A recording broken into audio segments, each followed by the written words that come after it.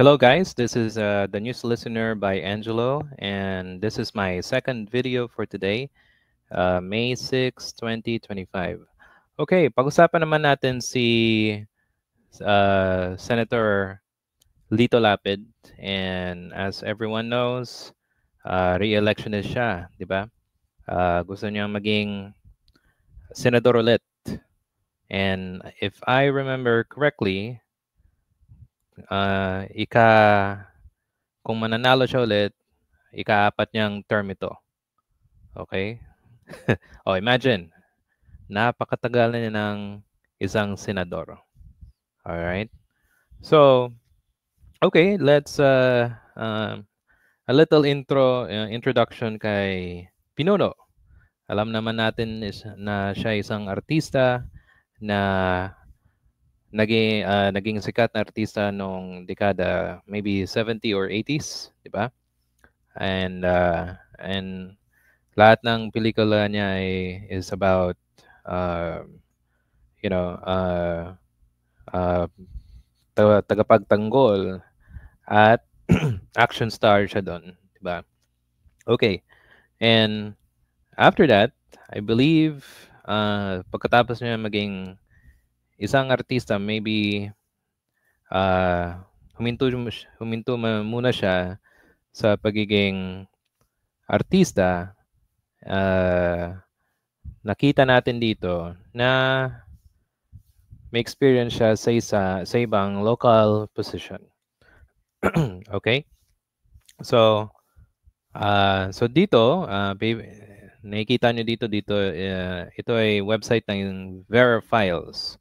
Okay? Isang kilalang news organization dito sa bansa, and meron silang fact-checking, and lahat ng information ng isang kandidato nandito na rin. Okay? So, incumbent senator siya, and yung dating trabaho niya isang aktor. Nasa Nationalist People's Coalition siya, or NPC. Okay? And base dito, ang highest education niya is Bachelor of Science Agriculture sa Pampanga Agricultural College. Okay, na-endorse siya ni Marcos Jr. sa Alyansa para sa Bagong Pilipinas. Okay? Now, pag-usapan naman natin yung experience niya. Okay? Base dito, ang experience niya sa local government is Vice Governor from 1992 to 1995. Tapos naging governor siya noong 1995 to 2004. Pagkatapos niyan, naging senador siya 2004 hanggang 2016. So, pag inisip mo yan, 2004, 4, 5, 6, 7, 8, 9, 10. So, 10, 6 years usually yung term nila eh. Okay. So, una yan. Tapos, 10, 11, 12, 13, 14, 15, 16. Second.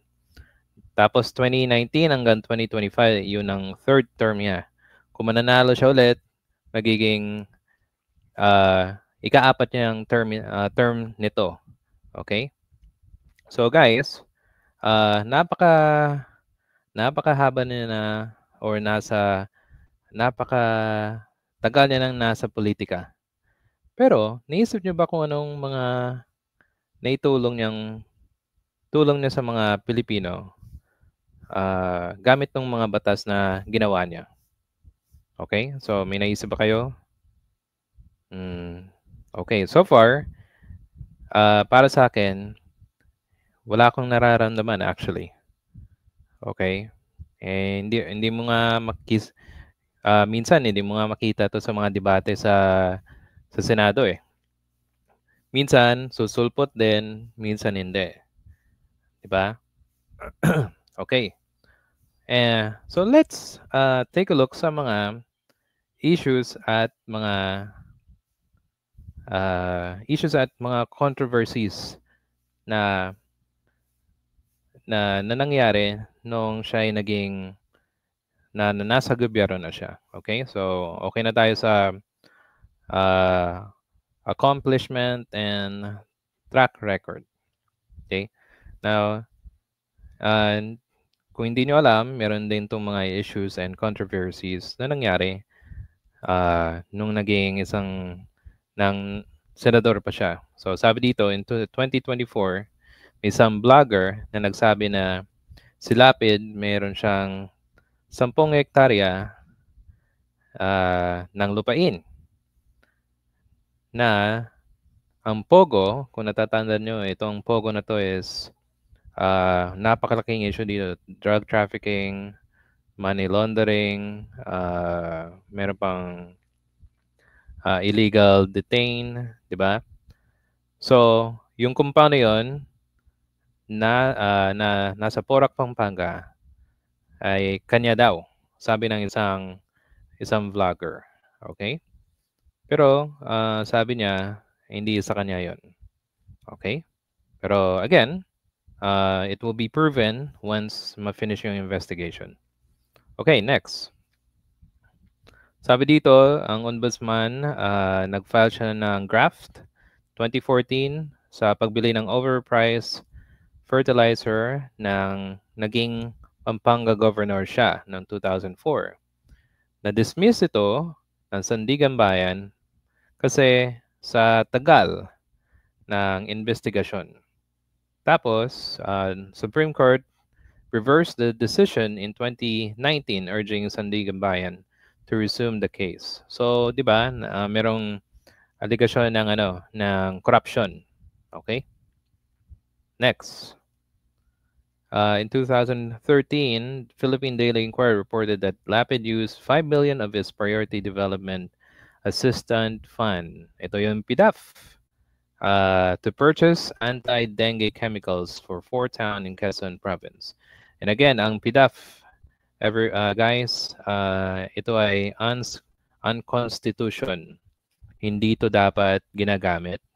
At alam niyo naman, ang maraming senador ang nadawit dito. Katulad si Bong Revilla, si Manong Dani, tapos si Jingo Estrada, I think ang dami pa eh. 'Di ba? So, 'yun. So, ginamit niya yung PDAF and wala pa tayong naririnig pagkatapos niyan. Okay. Tapos, okay, then iba naman to. Okay, sabi dito, in 2009, ang gobernador na si Ed Panlilio nag-file ng plunder complaint against Lapid, saka yung anak niya na si Lapid, na allegedly failing to remit 568 million worth of quarry funds, respectively terms as governor. So, meron siyang track record ng allegation ng corruption. Diba? Okay. And on 1999, sinuspend ni Ombudsman si Lapid sa illegal quarrying and collection of exorbitant fees sa Pampanga. Okay, so nangyari yan. Tapos si Mark Lapid, okay, naging isang officer na nasa gobyerno and was charged over graft sa proyekto noong 2018. Okay, sa Boracay. Okay, I think that's it. Okay, meron naman dito. Okay, anyway, wag muna yan.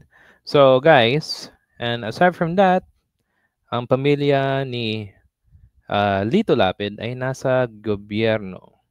So, isa tong political dynasty. At napakatagal na nila sa politiko. Ano nangyari sa bansa natin, di ba? Oh. Naging nung naging senador siya, naging okay ba, naging ano bang contribution niya, 'di ba? Sa ating bansa. Okay? So, naramdaman niyo ba bilang isang ordinaryong tao? 'Di ba? Oh, para sa akin hindi. Kasi sa panahon na ito, ang dami pa ring mahihirap, ang dami pa ring nagugutom, at gano'n pa rin yung mga senador na pinipili natin. So, 'di ba, isipin niyo na lang kung ano ba ang nangyayari, at kailangan niyo bang maging isang senador ulit, okay? Oh. Oh, by the way, ito na yung last, galing 'to sa Rappler, okay? Galit ba si presidente sa inyo? Tanong ni Lito Lapid sa mga executive. So, kanino ba ang kanino ba ang serbisyo ni Lito Lapid?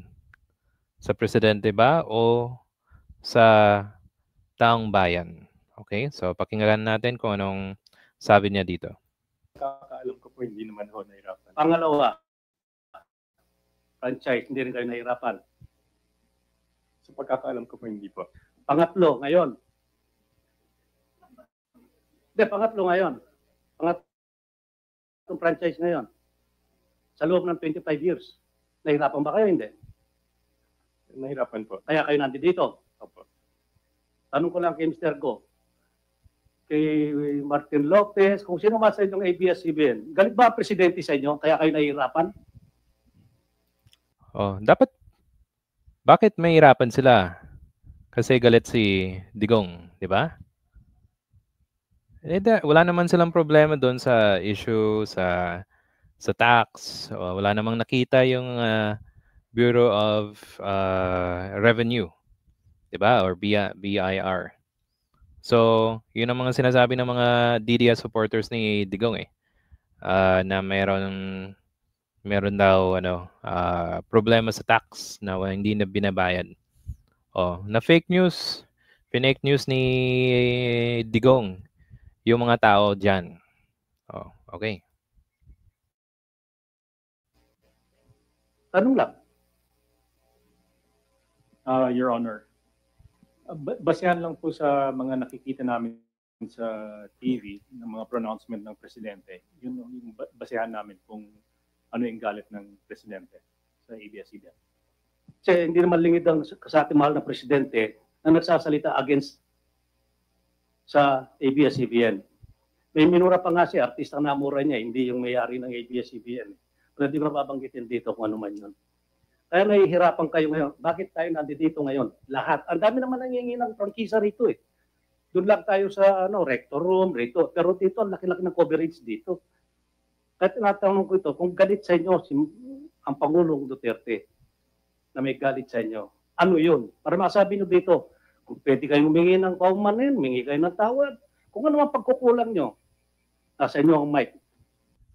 Okay. So, para sa akin, natatandaan ko sabi ni Digong, ang ABS-CBN hindi siya pinayagan i-air yung ads niya noong kampanya. Okay? Ito kung nagalit man yung presidente, hindi naman siguro dapat na yung franchise ng ABS-CBN ay madamay, 'di ba? At ikaw, isang senador, dapat alam mo kung saan ka. Hindi ka sumusunod kahit kanino, kahit pa yung presidente. Kasi nga, yung executive branch at ang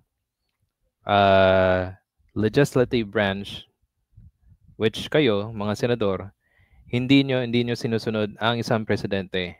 Kasi co-equal kayo. Okay? So, kailangan pa na ba nating bigyan ng ika-4 na termino tong si Lito Lapid? Diba? Kayo na mag-isip.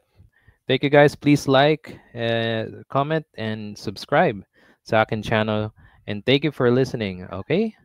All right. See you in the next video. Okay. Bye. Thank you.